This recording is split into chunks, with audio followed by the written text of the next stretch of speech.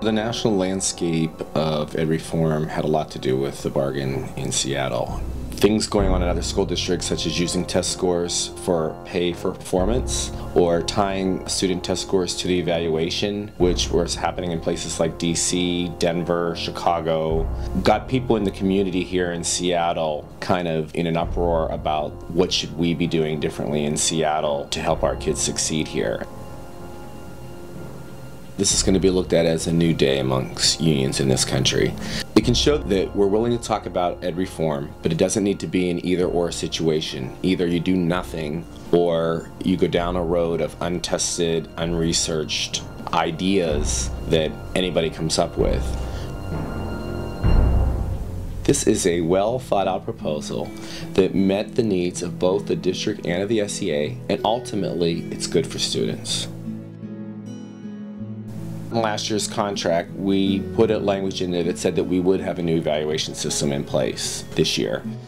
What we did is we had a task force in place that looked at a new 4-level rating system based on the Charlotte Danielson model. We took that and we had a joint task force made up of SEA members and the district administration, and they took the model, added some cultural competency components into it to reflect our diverse population that we have here in Seattle. And this group has been working on this jointly to develop a tool that no longer rates somebody satisfactory or unsatisfactory, but actually has a 4-level rate system where it's no longer okay to just be an okay teacher.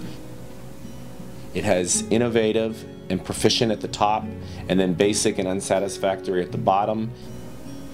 After 4 years of teaching, you're expected to be proficient in all 4 domains of the evaluation.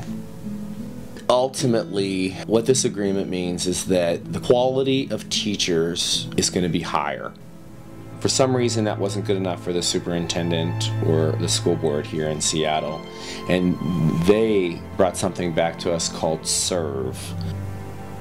They took what the task force had developed, made that one part of a final evaluation, and then made student test scores a percentage, made school-wide test scores a percentage, so even kids that you don't teach, their test scores would count for part of your evaluation. And then they were actually even going to have parents, students, and your colleagues surveyed on how well you do, and that would be considered a percentage of your evaluation. That was kind of a big shock because we have been jointly working on this task force to develop an evaluation tool that really emphasized professional growth, and to throw all those other things on top of it was just, as I said, it was a big shock to us. And we started hearing from our members who said, we cannot accept this proposal, don't you dare accept this proposal.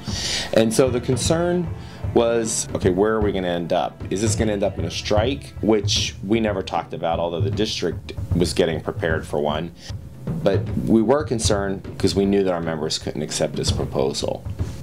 So our members aren't afraid of accountability. In fact, they want to be held accountable. The issue is that what we were seeing taking place in other places was using test scores, and that's a big concern from our members, to know that a test might be used to get you out of the profession when the test is not really a valid measure of that teacher's effectiveness.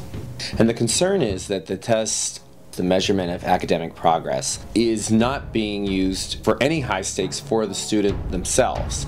Your grade doesn't go up or down depending on how well you do on the test. You don't get held back in the same grade. And so to use a test that kids don't care about, that is not designed to measure teacher effectiveness, is a big concern.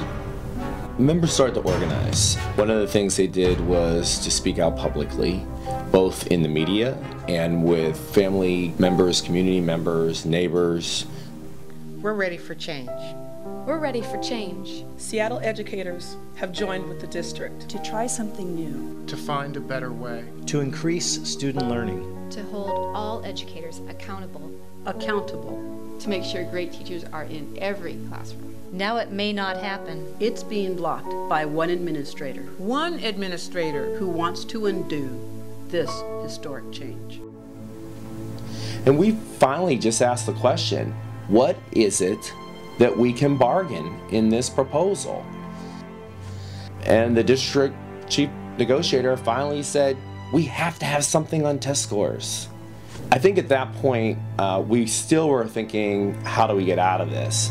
But we went to lunch, held a caucus, and came up with an idea for a compromise proposal that is ultimately what got accepted and is in our contract today. We are meeting some of the district's needs, but still meeting the value that we have as an organization that final evaluations and high-stake decisions based on those evaluations should not be based on test scores. So our compromise was this. If the average of all the tests that your kids take over 2 years shows that less than 35% of kids in your class are making typical growth, then the principal is required now to sit down with you and have a conference about what might be going on in the classroom, and they're required to come in and do 2 observations in September and October.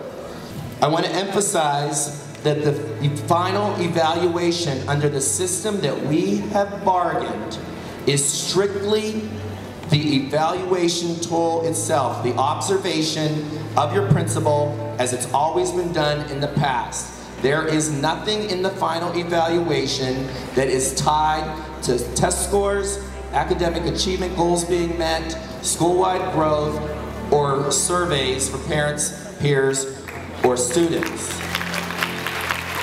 All over the country, the union-busting forces of, quote, educational reform have been winning and teachers have been losing.